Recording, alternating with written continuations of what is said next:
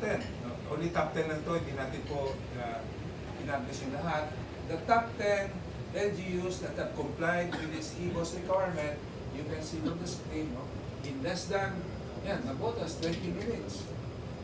Pasay, 1.5 hours. Manila, 1 hour. Paranaque, 1 hour. Marikina, 30 minutes. Quezon City, although Quezon City says it's even lower than 50 minutes. Wala na, no? And of course, Mandaluyong, we commended them the other day. Baka po tayo papagalitan ni Mayor Ben kasi he was so proud he received a certificate of commendation that the other day Mandaluyong was awarded and recognized to be fully automated. Yung iba pong mga LGU, sinasabi nila na mahina, mabagal yung kanilang internet connection. Ang sagot po natin dyan, meron pong 4th class municipality sa Northern Samar. Ang pangalan po ay San Roque. And yet, last year pa, nakapag-set up na siya ng electronic business one-stop shop.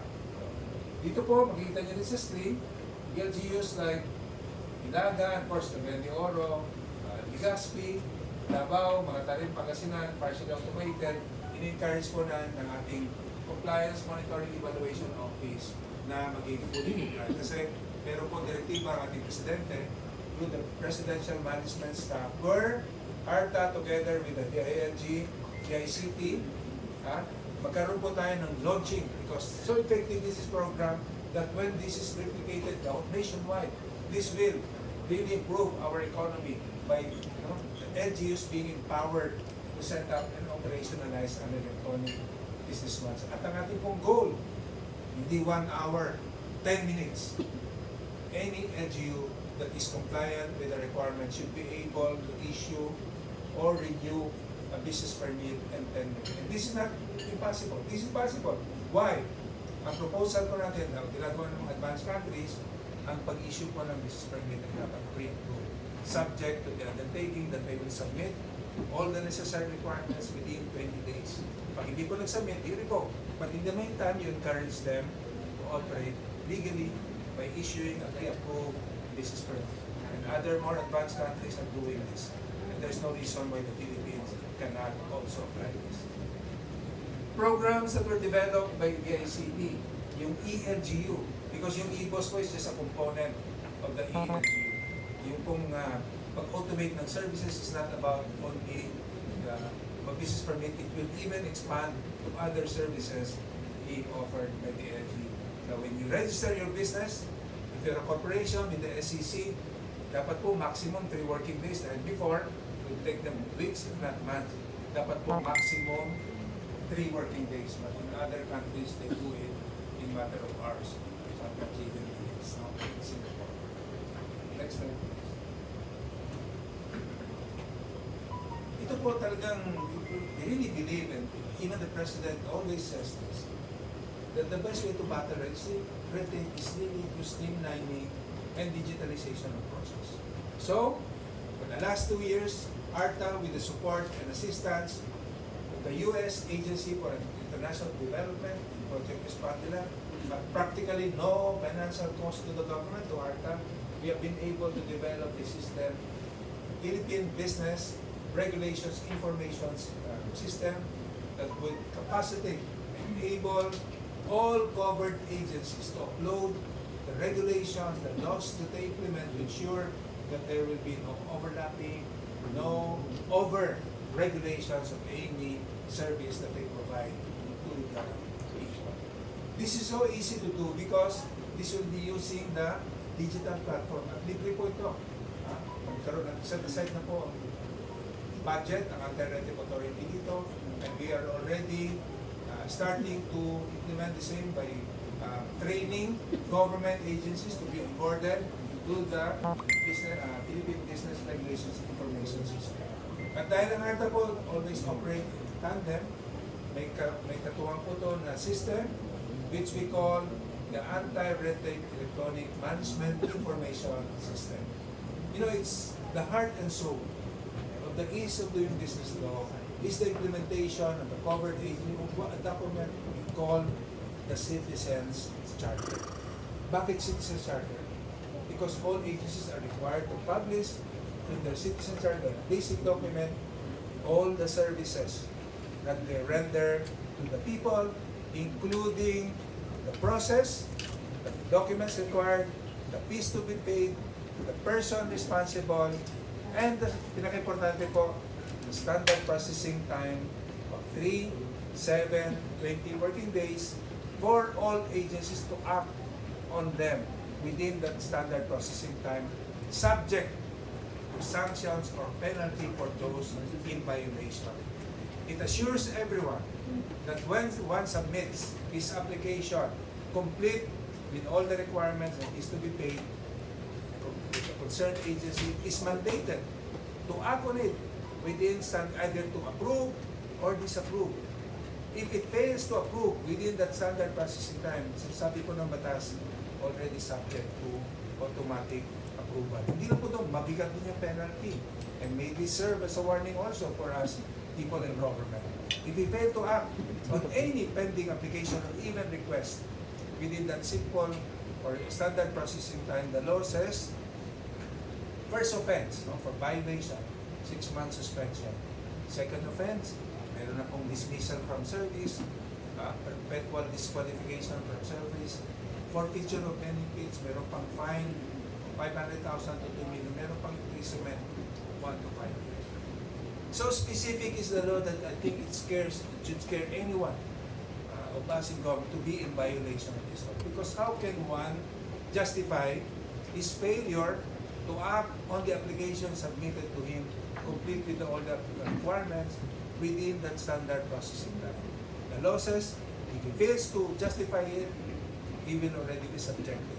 And what ARTA does, we investigate, observance of due process, and after due investigation, if government official or employer fails to justify his failure, then we file the proper charges either before the Civil Service Commission or the Office of the Ombudsman, depending on the salary grade of the employee. If it's pure, if he or she is a presidential appointee, salary grade 27 and above, ombudsman po yun. But even if below that salary grade, if it involves criminal and administrative, meaning meron pong hindi lang suspension, even fine or imprisonment, ARTA files it with the Office of the Ombudsman. So, ganda po yan. Dahil together with the PBRIS and ARTEMIS is also another program mandated by law for PICT to implement, and that is what we call the Philippine Business Databank. Pag ito po na fully implement yan, pag kayo nag-submit ng inyong dokumento sa isang government agency, hindi na po ito kailangan i-submit pag kinakailangan sa another agency because there will be data sharing among government agencies. Kaya po ng unang-una natin ginawa, yung ating pong birth certificate, di ba? Dati-rati, every 2 years you have to renew it. Ngayon po hindi na. Kasi hindi naman nag-expire yung ating birth certificate, di ba? Hindi naman nagbabago. Yan po isang mga kaunang programa na ginawa natin ng ARTA together with the PS. We love it that the birth certificate should no longer have an expiration. With that, hindi na po birth certificate, all other documents submitted for any government agency should no longer be required if that is a requirement by another agency because there will be data sharing among government. So it will really make a big difference in the way government services are delivered if we fully implement these programs, PBRIS, the ARTEMIS, and the Philippine Business Databank using the digital platform. Again, by using the digital platform, we will be able to fight red tape and corruption. Right? Of course, another way to complement our program, kaya po talaga itong ating pong batas, ay talaga it's a change maker law because it considers all possibilities. To ensure that agencies are compliant with the law, the ease of doing business law, we have this tool which we call the report card survey that will not only track the compliances of agencies, it will also help us recognize those agencies that are compliant. So, as I speak, we have hired an independent survey company going across the country to conduct this report card survey among covered agencies. We have covered 800 60 agencies already, with an increased budget given to us by Congress.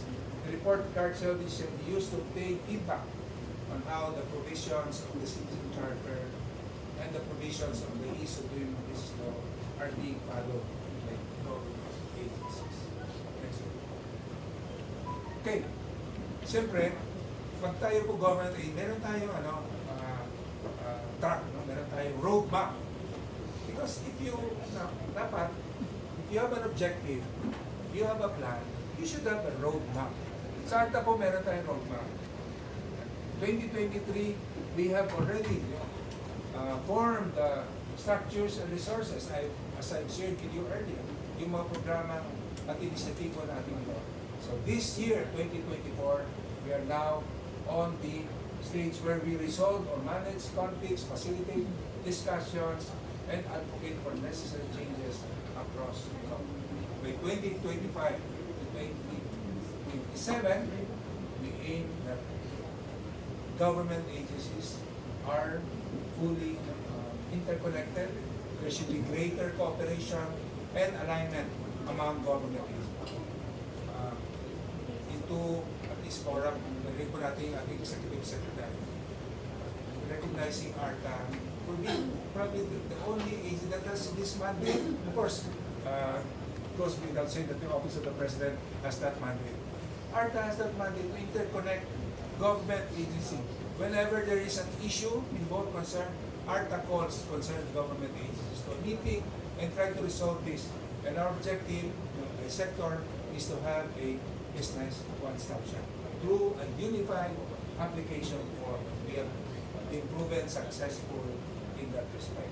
So that by 27 to 2028 po, that's just like 27, before the end of this administration term will end, we shall see that the ease of doing business initiatives are fully implemented that will advance our country's rating. Meron po akong hindi na-involved na mention kanina, we have started meetings with or collaboration with the Asian Development Bank, the Asian Institute of Management. Kasi na-notice ko namin, bakit mababa yung rating, palagi ng Pilipinas. Despite all our effort, mababa yung ating competitiveness ranking. Alam mo nung nagkaroon tayo ng discussion with the experts of the Asian Institute of Management, ang kanila po kasing concern, pag humingi sila ng data sa any government, minsan hindi sinasagot. Ang government hindi nagbibigay ng tama or updated data. With our collaboration with the Asian Institute of Management and expertise, kasi yun ang problema ng AIM, hindi nila makumpel yung government agency to submit the necessary data. But with ARTA on board, we shall be able not only to compel them to submit data on top, but to submit more accurate data. Kasi lang yung sigang mga whenever I talk to ambassadors, so nalulungkot ako, no? Kasi minsan, yung mga, hindi ko na ba yung specifically, no? Other are so proud of their country, and they emphasize the positive. Dito sa atin, yung mga sometimes mga business, kaya gusto natin mag-change sana yung mindset. No? Pag tayo po na-interview, i-project naman natin yung positive, no? Yung improvement, huwag naman yung negative lahat. This is what we would like to start. And we're so happy that you're joining us in this campaign. Think positive, change for the better, para sa bagong Pilipinas. Maraming salamat.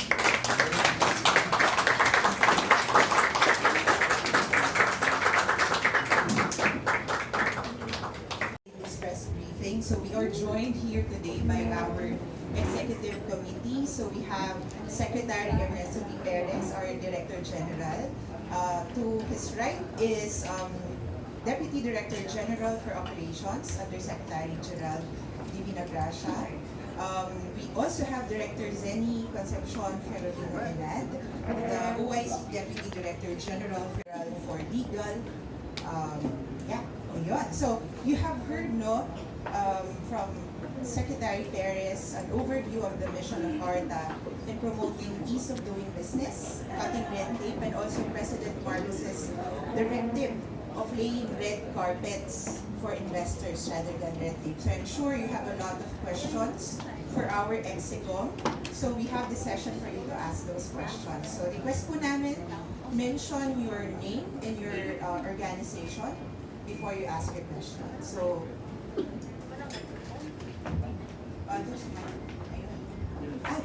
yeah. Our crew, can you please give the microphone? Ibabalik na lang. Hindi, bakit kasi sa video? Dapat dyan na lang yung We'll just get the microphone. Secretary and Executives, good morning po. Mary po from Radyo Pilipinas. Secretary, I'm very much interested sa sinabi niyo po na ang target niyo for 2024 is 10 million na business permit applications. Ito po ba ay applicable sa lahat ng LGUs sa buong bansa? Paano po natin hihikayatin yung mga LGUs? Lalo-lalo po yung mga probinsya. Kasi I understand, dito sa NCR, kahit papano, marami na yung mga LGUs na nakaka-apply sa eBOSS. Pero sa iba pong mga rehiyon, paano po yung gagawin natin paghikayat sa mga LGUs? Thank you. Well, yung DICT po natin, they're developing the program with capacity agencies or local government units to the egov.ph, ELGU. Posible po ito dahil yung bang sinabi ko kanila na for LGUs to issue business permit pre-approved. So without requiring all the documents to be submitted, i-approve na nila with the undertaking that the businessman will submit the necessary documents within 20 days, subject to revocation of the permit issued upon failure of the business person to submit the documents based on this undertaking. Possible po ito dahil ginagawa po ito ng ibang countries. So wala po tayong ibang maging dahilan para dito sa Pilipinas hindi natin mapatupad itong sistema na ito. And also, Secretary, ano ba yung magiging significance kapag natupad natin na umabot, maging 10-minute yung processes natin? Nakita po doon sa figures that I've shared with you na lahat po ng mga LGUs na nag-comply dito sa requirement na kapag-set up ng electronic business one-stop shop, ang pinaka-common denominator po ito ay tumaas yung kanilang, hindi lang yung revenue collection, yung business registration, but even yung revenue collection. Merong mga 1 or 2 na bumaba, hindi dahil sa hindi effective yung system, but because may nag-declare ng amnesty. Kaya may mga nagsara na negosyo, but generally, overall, ang pinaka-common denominator is substantial increase in the number of registration and revenue collection. Kaya, so effective is this na ang directive ng Office of the President is to replicate this nationwide.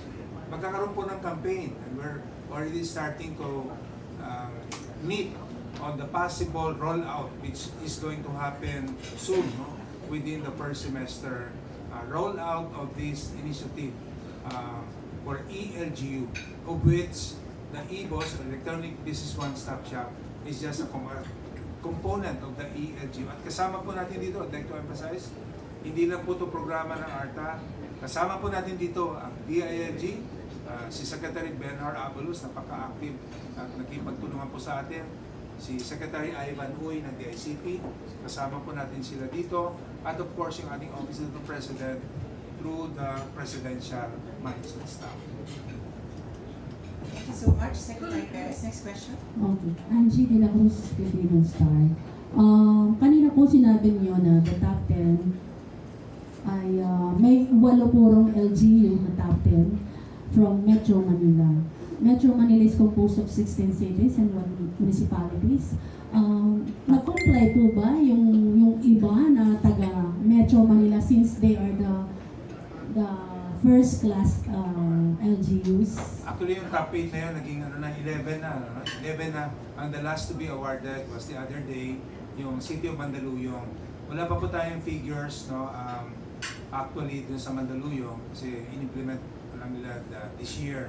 But for those other LGUs na 6 other cities and municipality, kasama po sila sa ating campaign, no?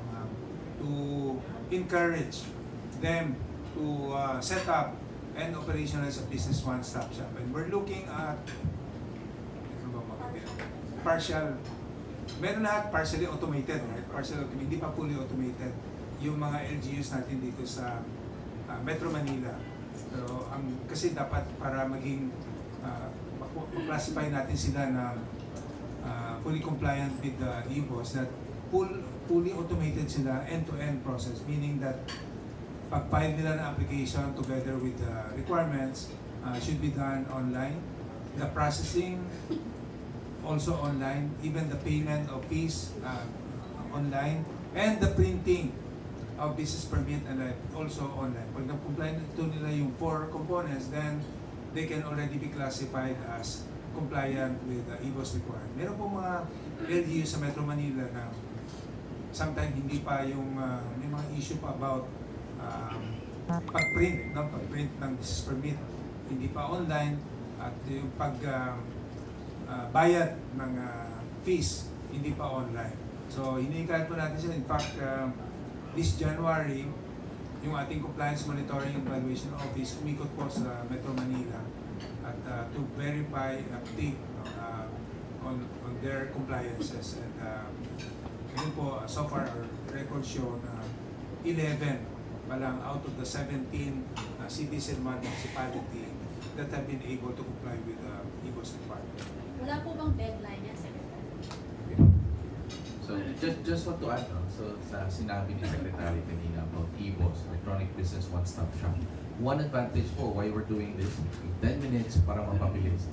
Why do we want to make it faster? No? Kasi transparent yung proseso natin, mabilis. Hindi mo na kailangan third party to help you in your processing. Diba? So we're trying to take out yung mga delays, no? Fixers. Ito yung masusolve ng eBOSS. No? So yung advantage. So yung Compliance Monitoring Evaluation team, which is under my team office, we are working on ensuring na yung mga ibang cities, LGUs, nakaschedule po yun, no? Sa 2024 na not only Luzon, Visayas and Mindanao as well. Thank you, Mr. Chief. And if I may add, with the trajectory of digitalizing the business processes and systems all throughout the country, we are also reinforcing the PBBM administration's collective commitment to come up, to bring about positive business environment in the country. Like in my case, in our team, in the finance and administration team, we champion regulatory reforms, being the chair of the CART or the Committee on Anti-Red Tape. And in so doing, we are trying to re-engineer the systems and processes in order to improve the service delivery of both the internal and external clients of ARTA. Actually, yung 10-minute processing time is a commitment that we made from the call of the business sector. They've actually benchmarked this with other cities, other countries in 10 minutes. Although it's an ambitious undertaking on our part, it is not impossible.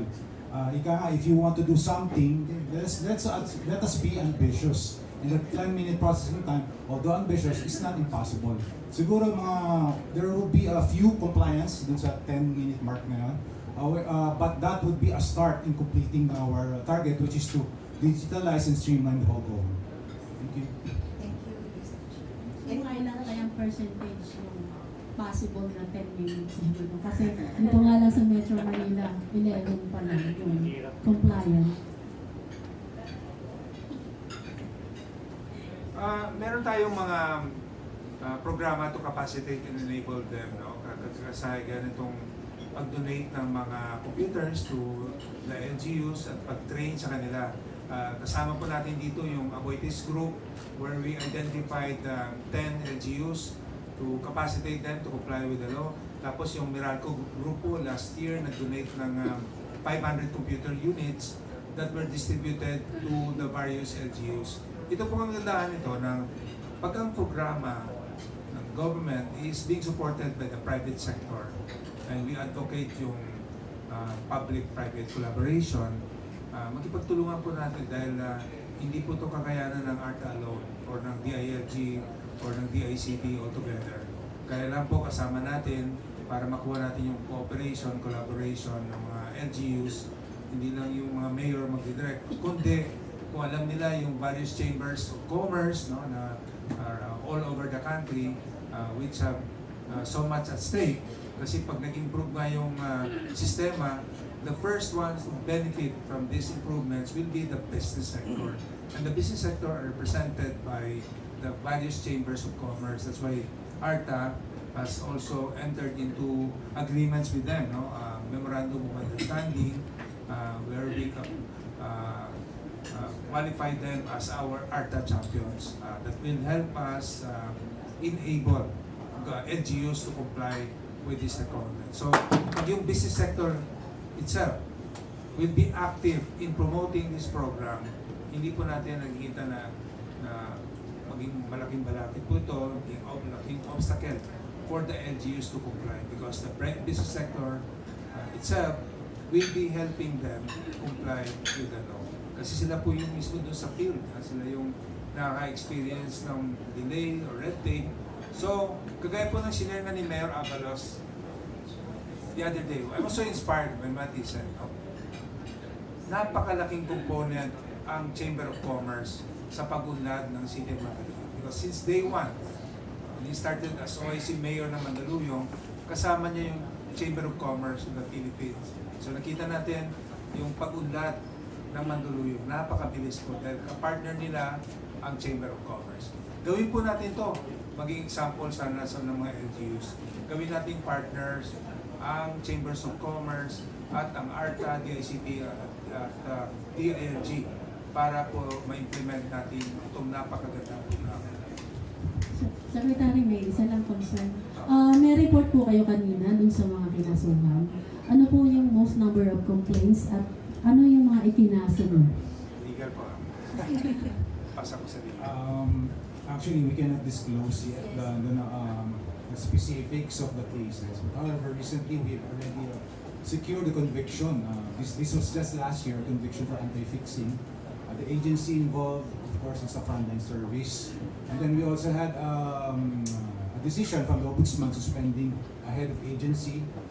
We do not want to disclose kung ano yun because of confidential reasons. But we already secured that this year, by January pa lang yun. So we are foreseeing a lot of, hopefully wala naman, dahil kasi we do not want to, what they call this, to make it the enforcement be the last resort for it. Kasi ang enforcement should be the last resort. It should be empowerment first. So in our processes, marami kaming process, we try to settle any problems or issues from our public by settling them amicably before we proceed with the last resort, which is to filing cases against them. So we try to settle these things and then we investigate. If there's nothing to file, hindi naman namin fina-file siya. It's only at as a last resort that we enforce and file cases against public servants or public officers. Isa na lang po. Sorry. Isa na lang. Okay, sige. One more and then... Isa na lang po para matapos yung kwento ko. Sir, kasi yung mga frontline agencies natin, mga dekada na yung mga problema sa fixing. Like example sa LTO and BIR. So sa LTO po, hanggang ngayon po, marami pa rin fixers. At mismo ang mga janitor at saka ang mga security guard, ang mga fixer nila, conniving with the employees. Paano po ang ginagawa niyong hakbang para po malesen na talaga to kasi dekada na po ang problema dyan? Actually, you mentioned it. LTO is one of those agencies that we have an issue na medyo mataas din yung kanilang complaints against. We are actually going to meet with them so that we will be able to settle this with their cooperation. Kasi hindi naman namin kami lang ang mag-aayos nun eh. We need the cooperation of the agencies themselves para internally they can make measures, create measures para mapigilan yung fixing na nangyayari dito. So tama kayo, medyo matagal na at ingrained na actually dun sa culture ng ginagawa natin. So dapat sa loob din mismo mag-ayos. Kumbaga, they should be the ones to fix it. We will help them do that to our initiatives and our programs. Let me add, no? Also to recognize, hindi naman po talaga puro negative pangyayari sa LTO. Nakita po naman natin yung substantial improvement na kailang service. Dahil in the last 2 years po, yung ARTA nagkaroon ng mga entrapment operations sa LTO. Kung saan meron po tayong mga nahuli, napailan ng kaso. In fact, nagkaroon na kami pending cases sa court. Yung mga fixer kasama yung tagaloob. So it's an ongoing process. Alam po ng LTO na yung ARTA nakabantay. Kaya po gumawa tayo ng agreement with the NBI, CIDG para paigtingin pa yung entrapment operations to send a strong signal. In fact, doon sa figures na pinakita ko sa inyo kanina, karamihan po doon ay LTO cases as a result of our entrapment operation. And as a result of that, even the LTO itself conducts entrapment operation. So siguro naman na-experience yun na nabawasan naman kahit paano. Even ngayon, di ba, nakita niyo improvement sa LTO, pag nag-renew ka ng driver's license mo, mabilis lang, you can get it in minutes. Kasi fully automated na sila. So sabi ko nga, kung ang LTO branch ay fully automated, hindi na nila kailangan ng fixer para makuha nila yung kanilang lisensya o makuha nila yung kanilang registration, car registration. Kaya po talaga ang ating dapat ginagawin, yung long-term solution to the problem. Hindi lang entrapment operations catching those fixers, but also to fix the system. The best way to do this is, of course, and the LTO has already done this, by automating their process. So, kayo, experience nyo na ako. This month, mag-renew ako ng aking driver's license. Hindi ko na kailangan pumila na mahaba. Before, mahaba pila. Ngayon, you can get it in minutes. Testimonies by that are being shared with us, also that there is much improvement in the process of it. Thank you, Secretary. We have Sir Alden from the I Fire. just want to add, Director Marvs, just to answer to that, just to add pala sa point. So, dalawang mandato natin, sabi nga ni Yusek G. So, hindi lang enforcement, empowerment. So, we have programs last year with LTO. Now, we went there and then we provided training on processes. Kasi before you digitalize, you have to streamline yung proseso. So, we're doing that and we're continuing it. No? So, meron tayong mga, we need to be working with agencies. Hindi lang naman LTO. No? So, sabi nga, ito nga, last resort na yung enforcement. Yun po. Thank you. If I may add, aside from the investigation and the entrapment activities that we've had in ARTA, it's also noteworthy to inform you that ARTA has achieved 100% of the resolution from the 8888 agency statistics. So we achieved 100% resolution of the tickets and complaints coming from the Office of the President that was duly endorsed in ARTA. Thank you, Ms. Exene. Hello, yes, good morning, DG. Going back to the target ng ARTA, sir, na cut down yung business registrations to 10 minutes. Sir, may commitment na ba from some LGUs? Because, sir, you know, in the end, sila pa rin, sir, yung kikilos nito. Meron po tayong pinaplano na rollout. Pinifix na natin yung schedule. And since this is a directive for us to further reduce this to 10 minutes, first the commitment will have to come from us mula sa ARTA, the LGDIC, that we provide them the system and the process that will capacitate them to comply. Kasi sabi na natin, yung sinuggest natin na formula sa kanila, madali naman nilang gawin yun. Pre-approve business permits, it's not impossible. It's possible. As to the commitment, dahil of course kasama natin yung DILG, that has administrative supervision over the LGUs, wala pa silang mga dahil unang-una po, yung requirement ng pag-set up at pag-operationalize ng electronic business one-stop shop is provided by law. It is not an option for them. It is a requirement for them. So pag hindi sila nag-comply doon, then they are already in violation. Of course, our focus is to encourage, to capacitate, and enable them to comply. And as we have shown in the slide earlier, LGUs were able to comply with it. So wala pong reason ang LGU to comply with it. Sabi nila, mahina ang internet connection. Far-flung municipality. But we have shown the example of San Roque in Eastern Samar, which is a fourth-class municipality. The political will on the part of the leadership, the part of the mayor to comply with it. So, sir, another topic, sir. Sir, yung dalawang information systems nyo na PBRIS pati ARTEMIS, sir, kailan yun makukumpleto and kailan magagamit ng mga interested doon, sir? Okay, si Secretary Gerard po yung overseeing the operations group that is tasked to implement the program. Thank you. So, So, sir, pala kung ilan na yung onboarded na? yung sa PBRIS, no? Yung sa PBRIS, we're going to invite, we're actually doing the looking at the agencies and then kinukuha natin yung mga regulations kasi eventually we will put that in the system this year. So it's really onboarding, gathering all of the information. So we are going to implement the getting that information coming second to third quarter. So yung gagawin natin for PBRIS. For ARTEMIS, we've already piloted, so getting the Citizens Charter onboarded last year, and that's ongoing right now. Kasi these are volume of data, and it's needs of operation of all the agencies. So ongoing po yun. We will definitely, if you go to our social media, SOCMED, you will see yung progress nun. We're very transparent in terms of the implementation of these two systems. And take note, once these are fully implemented, we will gather all of the information there, and then everybody can go to this system. Visible po yun sa mga publiko po natin. So, Ano yung target date of completion?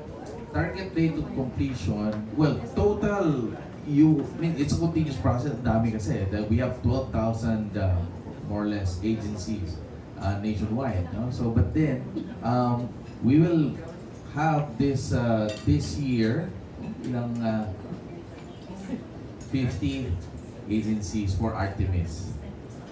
Yes. But the system is up. It's already up. And then it's more of onboarding kasi Citizen Charter, daming servisyo po yun, daming mga proseso. And you're looking at also the timelines, the streamlining of work. So 50 this year, and rapidly it's going to be increasing by year on year. At saka let me emphasize, yung 50 na yon will be the priority sectors, yung agriculture, energy, water. These are critical sectors that need to be immediately addressed. So we are, because of the vast number of the universe, we will have to do it by prioritizing the agencies that we will capacitate and enable them to be onboarded to the system, the PBRIS and the ARTEMIS. Thank you, Secretary. The lady in black, kindly introduce herself. Good morning, sir and ma'am. I'm Chris Mula from Philippine News Agency. Just going back to the eBOSS scheme, sir, you've mentioned that you will roll out the nationwide assistance for LGUs this year. Like, how many LGUs do you target to go fully compliant for this year? I guess you have the figure. Kasi nang sa place.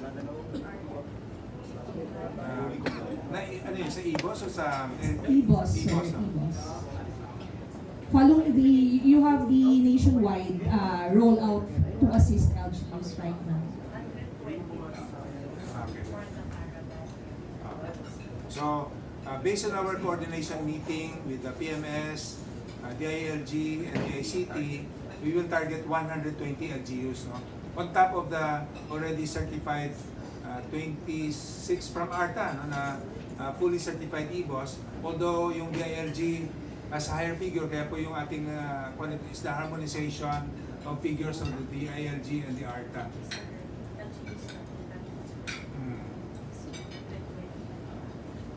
120 yung nag-report na hindi talaga automated pa, yun natin ita-target. Kasi may mga LGUs na nag-report na fully automated na or partially automated.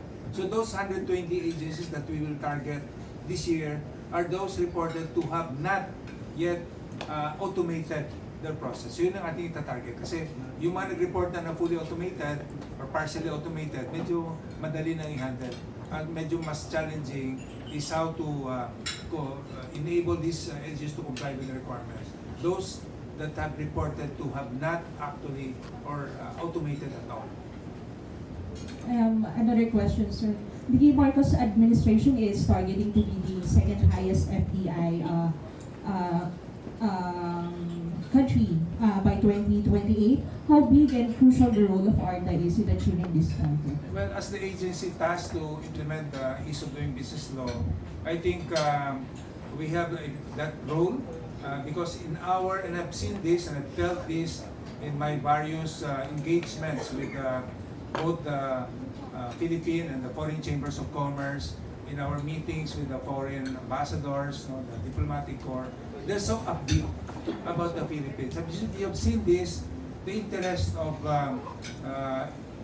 foreign investors in the country, and having been able to show them that the administration, the Marcos administration, is serious, dead serious about implementing those reforms and initiatives to improve bureaucratic efficiency by implementing those ease of doing business law. Kaya na yung directive ng President is to remove red tape to red carpet.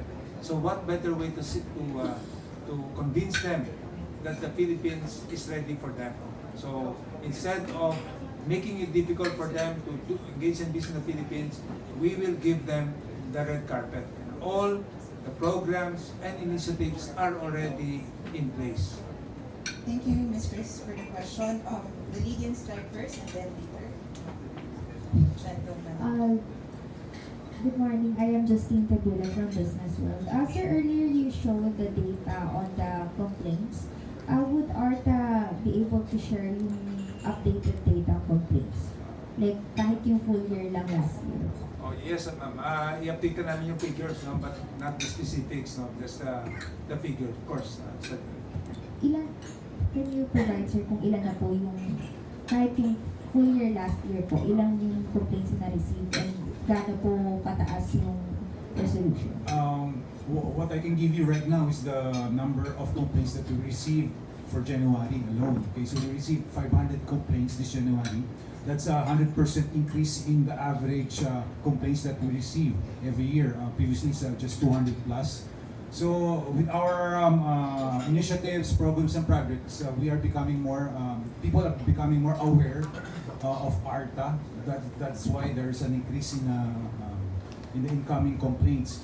So we foresee that this number will be going steadily throughout the year, especially the first quarter, since this is the business permits renewal and application. But I think it will also be steady since more and more people or the public will be more aware of ARTA. Sorry, follow up.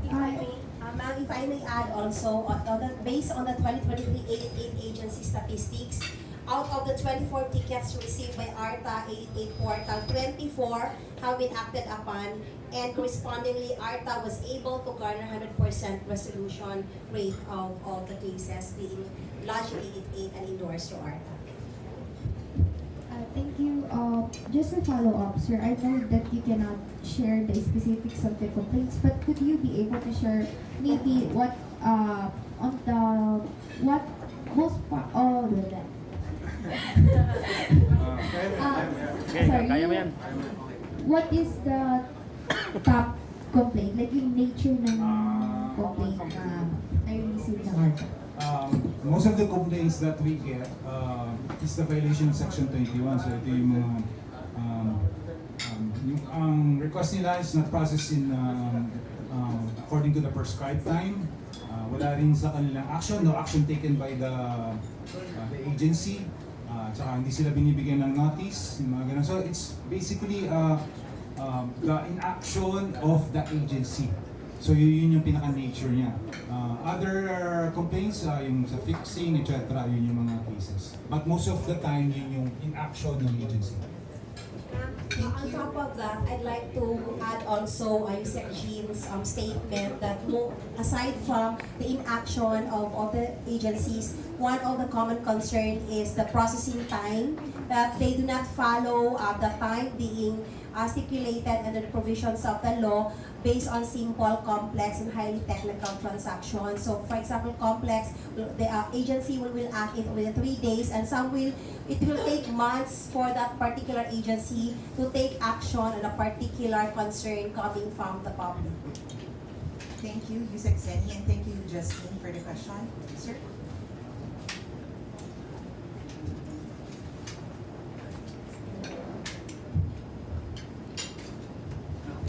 Good morning everyone po. I'm Philip from the Travel and International Maritime magazine. So I remember kasi po, during the early days, merong one-stop shop ang BOI where all agencies concerned from the free one ng pag-register ng business mo, from the registration name hanggang sa makuha mo yung sa local government permit. But hindi ko lang kung makomprehend kung ano po yung, saan nyo po nilalagay yung 10 minutes target ninyo. Ang focus nyo pa dito is the process in the local government. Hindi kasama yung, let's say, yung DTI for the trade name, BIR, yung sa Department of Finance. Yung sinasabi po nyo about DTI, Board of Investments, ito po yung mga corporations, big corporations na yung one-stop shop. Tuloy-tuloy po naman yon. Ito pong ating electronic business one-stop shop is just about issuance of business permit sa local